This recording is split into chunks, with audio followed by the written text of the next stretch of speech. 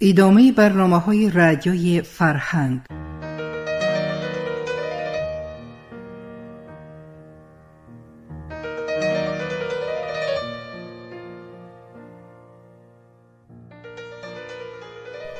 با افتخار 100 سالگی نویسنده خلقی تاجیکستان ساتیم اولوغزاده. السلام علیکم شنونده های ارجمند.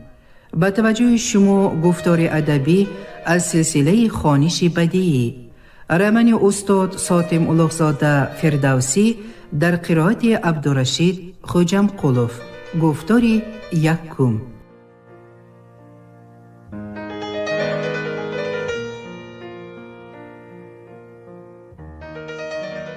خانواده دهنشین.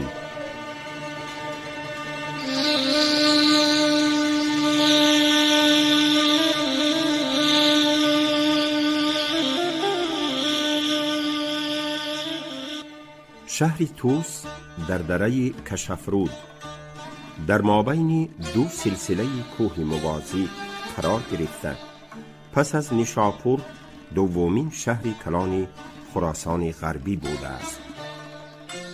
اقلیم ولایت را نفس هر دو کوه قله سفید و نسیم رودی پرآبی تیز جریان معتدل می دارند.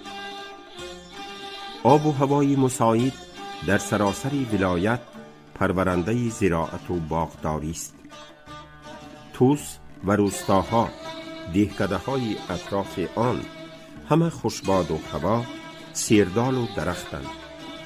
شهر هم نام قهرمانی مشهوری شاهنامه است. توسیان توسی پهلوان را بنیادگری شهرشان می دانستند. از روی روایت ها زمان آن پهلوان و لشکرکش به غضب شاه کیخسرو گرفتار شده گریخته به خراسان پناهیده در آن دیار به کنار کشفرود آن شهر را بنیاد کرده بوده است. توس را شهری شاعران و عارمان می نامیدند. در محفلها آواز شاعران بلند، در مسجد و مدرسه ها مناظره عالمان در اوج بود. شهر از پیوست دو شهرکی سمت شرقی و غربی به هم آمده بود. شهرکی سمت شرقی تابیران و غربی نوقان نام داشت. رزان نام یکی از دروازه های تابیران بود. زادگاه ابوالقاسم فردوسی دهه همسایه شاداب و باششگاهش دهه باژ بود. این دهه در پشت دروازه رزان بوده و باغستانش به آن دروازه می پیوسته است. آبا و اجداد شاعر نیز در باژ و شاداب زیستند. آنها دهقانان، ملکدارانی کلان بودند که در ایرانی پیش از اسلام طبقه حکمران حساب می یافت. اهل این طبقه آزادان نامیده می شد و اصیلزادگان به شمار می رفتند. در زمان حاکمیت عرب ها این طبقه از نفوذ سیاسی و اقتصادی خود محروم گردید. اجداد شاعر و خود وی در این دوره از مقام توانگری فرآمده به ملکداران خرد تبدیل یافته بودند. پدر شاعر مولانا فخرالدین احمد مردی با فضل و دانش بوده، عملی از عملهای دیوان مالیات خراسان را به عهده داشته است. او برای علم آموختن پسرش کوشش بسیار می کرد. در سالهای نخستین شغل فردوسی به نظم شاهنامه چنین روایتی پیدا شده بود. گویا در آوان خردسالی شاعر پدرش به خواب می بیند که پسرش به بام برآمده و رو به طرف قبله کرده نعره می زد و در جواب نعره او از هر جانب آوازها شنیده می شدند. بامداد مولانا نزد معبر خوابگزاری مشهور شیخ نجیب الدین رفته خواب دیده‌اش را نقل می کند و تعبیرش را می پرسد. شیخ کتابهایش را دیده خوابی او را چنین تعبیر می کند که آوازهایی شنیده شده آوازهی آیندهی پسری توست. این پسری تو سخنگویی می شود که آوازش به 4 رکن عالم می رسد و در همه اطراف و اکناف سخن او را به قبول استقبال می کنند. به همین طرز راویان داستان سرا شدن فردوسی را به سرنوشتی ازلی نسبت داده و مردمان را به این باور کنانده بودند. اما حقیقت این است که حسن ابوالقاسم در ایام تحصیلش به علم آموزی میل و رغبت عظیم ظاهر کرده دانشمندی ممتازی شده به وایه رسید. وی زبان پهلوی می دانست. زبان ادبی مادریش و عربی را به خوبی فرا گرفته بود. استعداد فطری او در گویندگی و شاعریش ظهور کردن گرفت. در سالهای طلبه مدرسه بودنش از خدای نامک باستانی، کتابی که بعداً پس از ترجمه شدن به فارسی نو شاهنامه نام گرفت، بعضی پارچه هایی برایش پسند آمده و شوق‌انگیز را نظم می کرد. در آن وقت که حکایت ما از آن سر می شود، ابوالقاسم فردوسی با همسرش فاطمه بانو، پسری 22 ساله اش هوشنگ و دخترچه 8 ساله اش منیژه در باژ به حولی میراثی خودشان میزیستند. پدر و مادر شاعر یک چند سال پیش وفات کرده بودند. حولی کلان، درون و بیروندار بود. در حولی بیرون سییس و دیگر خدمتگارانی درگاه اقامت داشتند و هم انبار و دیگر بناهای لازمه روزگار در وی بود.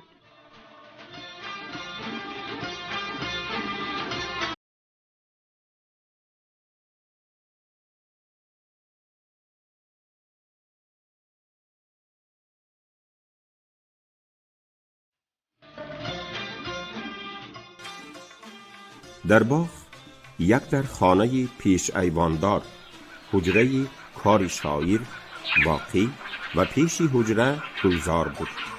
در گلزار صدبرگ های رنگارنگ، گل تاج خروس، ریحان، سبزسند، بنفشه و غیره رسته بودند. جویباری از کشفرود برآورده شده از نزدیک حولی فردوسی گذشته سوی شهر جاری می شد. شاخابی از آن جویبار به باغی او می در آمد و از آن برآمده به باغات همسایه ها می رفت. ابوالقاسم بعد از نماز بامداد از مسجد برگشته در حولی اهل خانواده و خدمتگارانش را مانند همیشه در جنب و جولی پگاهانی یافت. سییس در حولی بیرون نزد طویله 2 اسب را قشو می کرد. عبدالله دستیار 2 مادگاوی دوشایی و غناجنها را از دروازه برآورده به پاده می راند. در حولی درون روشنی کنیز در آشخانه سری دیگ و آتشدان اندرمان بود. منیژه در صوفه روی حولی یک دختر بچه و یک پسر بچه خردسال را شیر برنج ضیافت می کرد. آنها کودکانی روشن بودند. روشن پیشتر زنی یکی از برزگران ابوالقاسم بود. شوهرش بر وقت وفات کرده زنی جوانش را با 2 کودکش بیوه گذاشت. روشنی چقان و چابک دست اگرچه در خانه خودش میزیست، هر روز با کودکانش به حولی ابوالقاسم آمده از پگاه تا بیگاه خدمت روزگاری او را می کرد. خوراک خودش و کودکانش در خانواده شاعر بود. پوشاکشان را هم فاطمه بانو می داد. هوشنگ در کت پهلوی صوفه خوابیده بود. پنجشنبه در مدرسه روزی تعطیل. روزهای تعطیل جوانک خواب دوست بعد از آن که فاطمه بانو او را سحر با دشواری بیدار می کرد، عادتا نماز بامداد را خوابالودانه با همراهی پدرش می خواند و باز به جایگهش در آمده کرپه را به بالایش کشیده تا از مسجد برگشتنی پدرش خواب می رفت. ابوالقاسم عادتا پس از نماز فرصتی به پرس و پاس و گفتگو با همدیهگیان اندرمان شده به خانه دیرتر می آمد. فاطمه با شنیدن شرفه پای شوهرش هوشنگ را خیزاند. کودکان از شیربرنج خوری فارغ شده در پایان صوفه با گربچه مله بازی می کردند. ابوالقاسم نزد آنها خم شده منیژه و آن هر دو کودک را یک یک بوسید.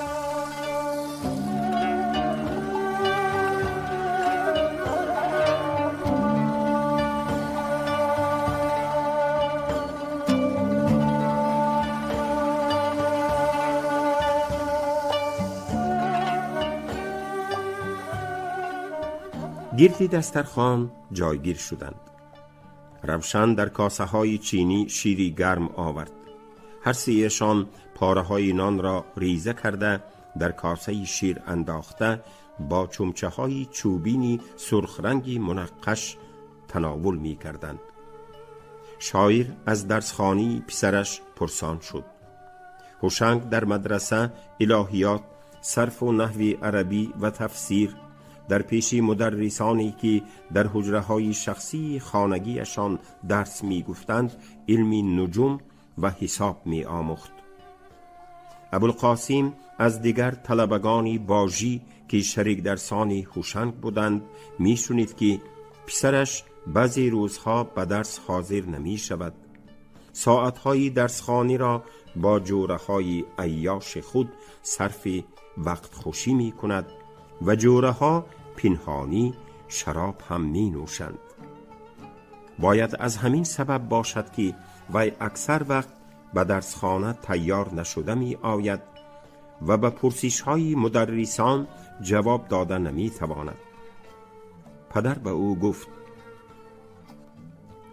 هوشنگ، می شنوم که تو در شهر به خود رفیقان نو یافته ای و با آنها حریف بازی کرده وقتی گرانبهای تحصیلت را ضایع می کنی؟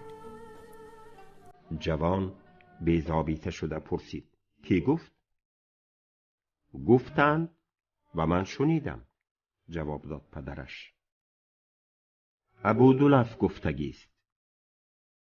چی مگر از حریف بازی تو ابودلف هم خبر دارد؟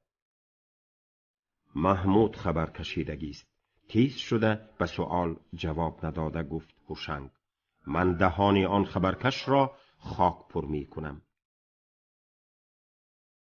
ولی تو به پرسش من پاسخ ندادی، با لحنی تندتر گفت فردوسی. هر کس گفته باشد دروغ گفته است. من حریف بازی نکردم. دروغ را تو میگویی هوشنگ. تو الان از ابودلف و محمود به خبرکشی گمانبر شدی، ولی اگر چیزی نباشد آنها از این چیز خبر میکشند. هرچند که تو به پرسش من پاسخ ندادی، با گمانبر شدنت از ابودلف و محمود به گناهت اقرار کردی.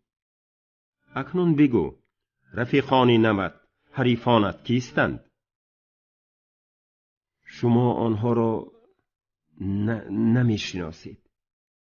بگو کی هایند؟ سخت گرانه سخن پسرش را برید پدر. هوشنگ ناچار 2 نفر را نام گرفت که از طلبگان مدرسه های دیگر و از عائله های سوداگران بودند. راست بگو، خلق و اطوار آنها چگونه است؟ خوش اخلاقند؟ عیاش نیستند؟ می نمی نوشند؟ باز سؤالها داد ابوالقاسم. هوشنگ به او چشم بالا نکرده سخن را کنده کنده بجای جواب سؤالها چیزی دیگری گفت. فقط 2 دفعه حریفانه کردیم. سعید شراب آورد. به درس حاضر شده نتوانستم. سپس او ناگهان با قهر و ستیز: خب چی شده است؟ آسمان به زمین فرو غلتید مگر؟ این عتاب و استنطاق برای چیست؟ چرا مرا شکنجه می کنید؟ من خود می دانم چی باید کرد و چی نباید کرد. گویان برخاست و به خانه در آمده غیب زد.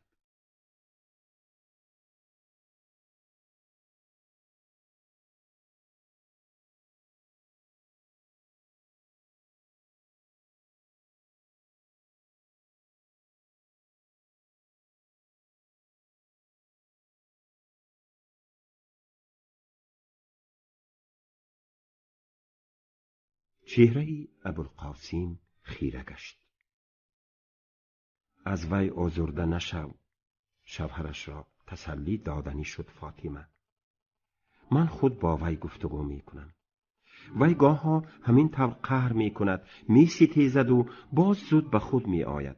پشیمان می شود. ذاتاً او بچه‌ای بدی نیست. تو را دوست می دارد. آخر جوان است. خام است. پخته می شود. من می دانم. قهرش را فرو نشانده گفت ابوالقاسم. وی از تو زود پول می پرسد و تو می دهی. دیدی پول را او به کجا صرف می کند؟ وی برخاسته غرغر کنان به باغ به حجره خود روان شد.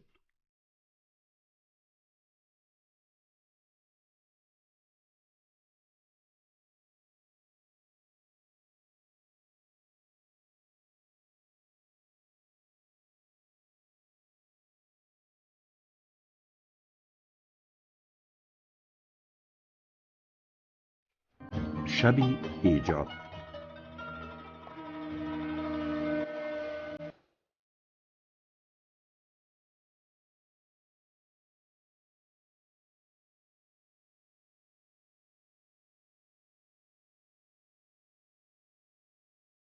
در خلوت حجره درونی باغ سخن آفریده می شود. نثری خشک و بیرنگی داستانها به نظمی تری رنگین تبدیل می یابد. داستانها مثل درختی که از زمستان برآمده در بهاران اندامی برهنه‌اش را با شاخ و برگی سبز می پوشاند و گلفشان می شود، به زیوری شیر آراسته می گردد. سلسله داستانها از قعری تاریکی عصرها سر زده، از یاد به یاد، از اولاد به اولاد گذشته تا به زمانی شاعر رسیده است. شاعر به آن سلسله شده های در و گوهری سخن همایل می سازد. مجمع داستانها شاهنامه منصور، کتابی قفسی دراز رویه، دیگر کتاب‌های تاریخی، اخبارها، واقع‌نامه‌ها به فارسی و عربی بروی میزی تحریری شاعر در تاقچه‌های حجره خوابیده‌اند و چندین سال این جانب پوشیده نمی‌شوند. در ورق‌های نظمی متنتنی رزمی شاعر، شاهان و جهان پهلوانانی باستانی عجم زنده گردیده کارنامه‌های عجایبشان را به شاعر نقل می کنند. تپاتپی سومی اسپان جنگی، شیهی رعدآسای آنها، هیاهوی رزماوران، چکاچکی شمشیرهای خونریز، بانگی بهمنگیزی طبل و دهل‌ها، نعره‌ای فلک پیچی کرنی‌ها مدام در گوش شاعر طنین اندازند. در فراغ جنگ و نبردها خردمندان و دانشورانی باستانی هم به میهمانی او می آیند، مصاحبش می شوند پند و حکمت‌هایشان را بیان می‌سازند. باز روی میزی پستی وسیع دفتری باریک و درازی خوابیده است. صحیفه‌های دفتر پر از خطی میده‌ای نیمکور، قیدهای خاطراتی شاعرند از مطالعه اخبار و آثار فارسی، عربی، پهلوی و هم روایت و افسانه ها که داستان سرایی پرحوصله در شهرهای ایران و توران گشته آنها را از نقل راویانی زنده نوشته گرفته است.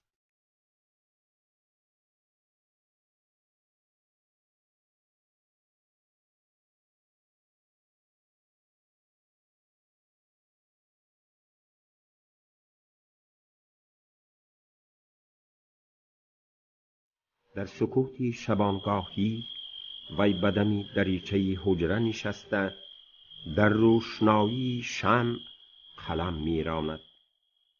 از بیرون چیرراسی چیرچیرک ها و شواسی کشافرود به گوش میرسد. شاعر گاه گاه نی قلمش را گذاشته یک دست بریش و به دستی دیگر تسبیح زردی یاقوتی از دریچه به باغی تاریک به ستاره زاری آسمان و هلالی ماه نظر دوخته فرصتی غرق فکر می شود و باز دست به قلم می برد. به نظم گردانیدن قصه پسران فریدون بسیار دراز کشید.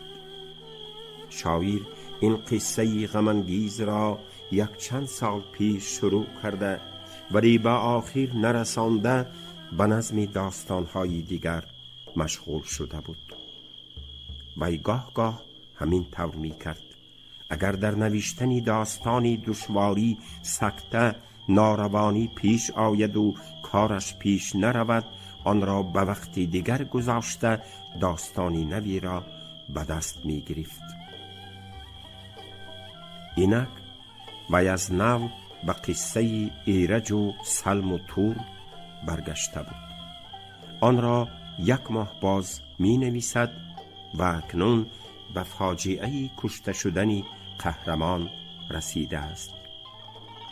ایرجی صاف دل، نکوکار، خیراندیش آنقدر به دل شاعر نشسته و آنقدر برایش عزیز گشته است که وی از کشته شدن او به دهشت می آید، مثل این که خون فرزند خودش را می ریخته باشند. وی در رفت انشای داستانها به قهرمانانش دلبسته می گردید. آخر آنها مدتهای دراز همدم و همنشینش، یارانی شبهای بیدار خوابیش بودند. به او راز می گفتند ایرج نیز این چنین. سخنانی که قهرمان در اثنای تیغ کشیدنی برادری بدکینش باید به وی بگوید، در تفکر شاعر کیها تیار و حتی قریب منظوم شدند. اما وی در نوشتن آنها درنگ می کند، گویا به آوردن آن سطرهای دهشت انگیز بر روی کاغذ دل نمی کند. نهایت ایرج به تور گفت: بخونی برادر چی بندی کمر، چی سوزی دلی پیر گشته پدر، میازار موری که دانه کش است، که جان دارد و جان شیرین خوش است.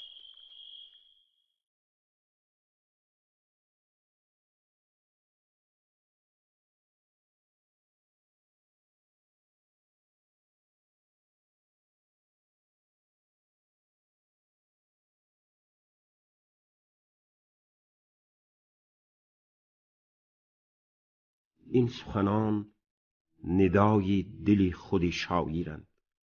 با این وی گویا می‌خواست دستی تور را از فرود آوردنی تیغی برافراشته به سر و گردن ایرج باز دارد، ولی دستی قاتلی سنگدل باز داشتن نشد.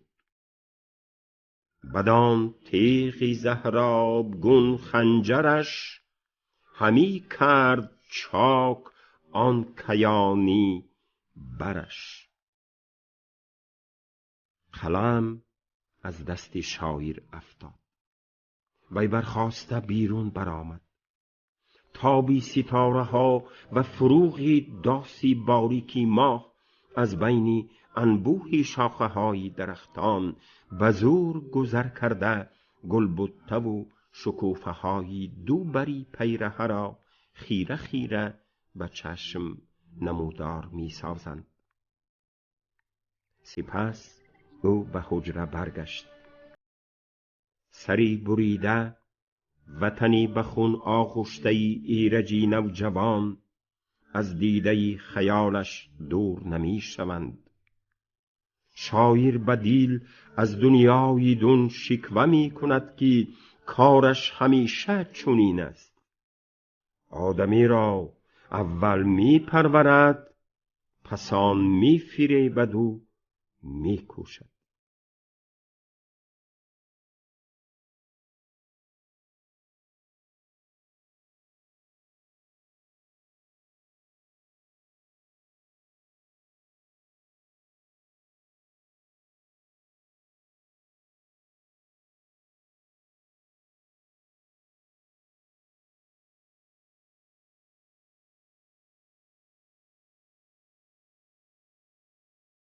او باز پسی خوان تخته نشسته قلم برگرفت و قصه را با گیله‌ای پر حسرتی از جهانی جفاکار به پایان آورد.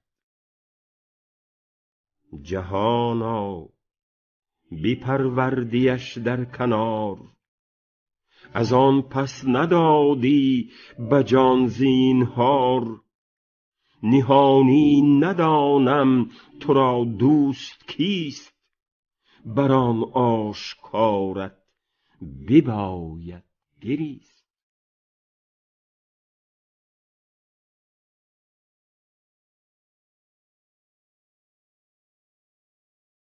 شما گفتار یکم را از روی رمن استاد ساتیم اولوغزاده فردوسی در قرائت عبدالرشید خوجمقلوف شنیدید. کارگردان شیرعلی نغزلی. انجام گفتار ادبی از سلسله خوانش بدیعی.